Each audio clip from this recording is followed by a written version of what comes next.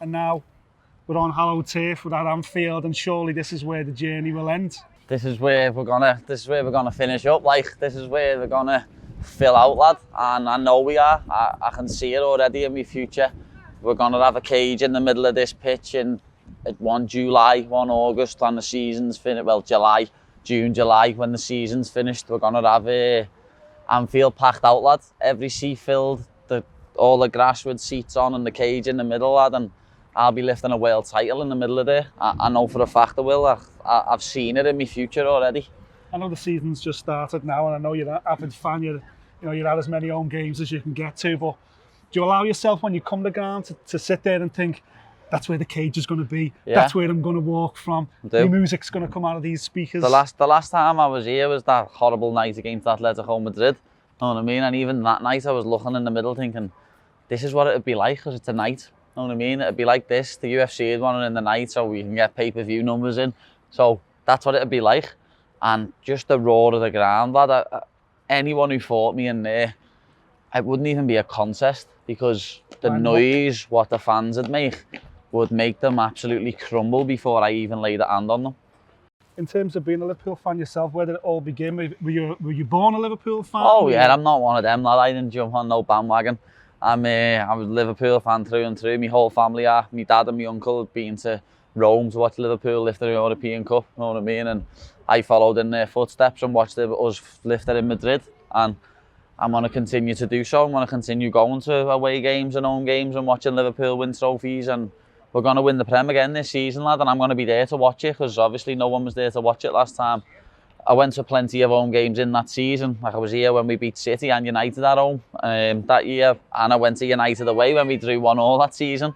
But as I say, I'm going to be in this stadium later this year when we lift that trophy, lad, and it's going to be special. My favourite number's 15 because of Patrick Berger. You know what I mean? When I was a kid, I used to love him, and then everyone's going to say Steven Gerrard and Jamie Carragher, because the local lads and the people that you look up to, you always look up to. But I love players like Dietmar Hamann, and later on Lucas Leiva. He got a bad rap, you know what I mean? By Liverpool fans. No, at first he did, yeah. I always think if Phil Neville wouldn't have handballed that penalty when he on his debut, when he come on, he would have scored against Everton, he would have kicked on. And then obviously nowadays it's like just Jordan Henderson. Like, when he first arrived, I called him Jordan Henderson, because I had the season ticket for the first 2 years, and he was woeful. Him and Stuart Down were abysmal.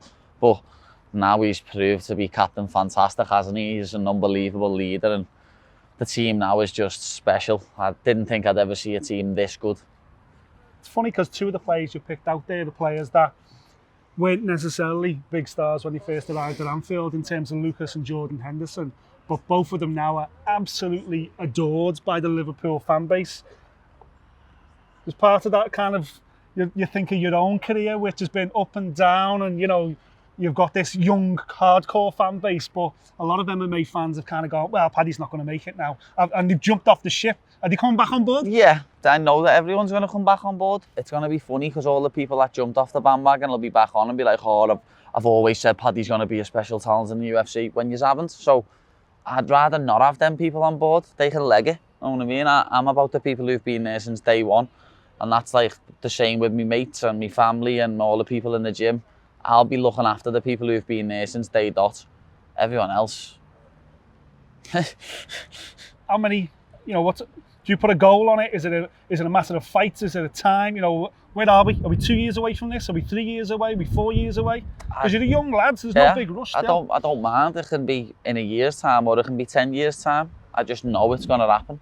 And I don't put a time frame on anything, because if I would have been in the UFC 5 years ago when I first got offered. But I don't put time frames on anything. I don't want to. I don't want to restrict myself with time limits and that. I don't need to. As you say, I'm still a young lad. I've still got at least another 10 years of fighting in me. And over them 10 years, we will fill this stadium out with fight fans. We will. It's coming. It's happening. I know it's going to happen. It's that simple. Like I've said before, I'll say it again. It's my destiny. I've seen it in my future. I'll be holding a world title up in the middle of a UFC cage in that arena. Well, that stadium, Anfield, the mecca for Liverpool fans.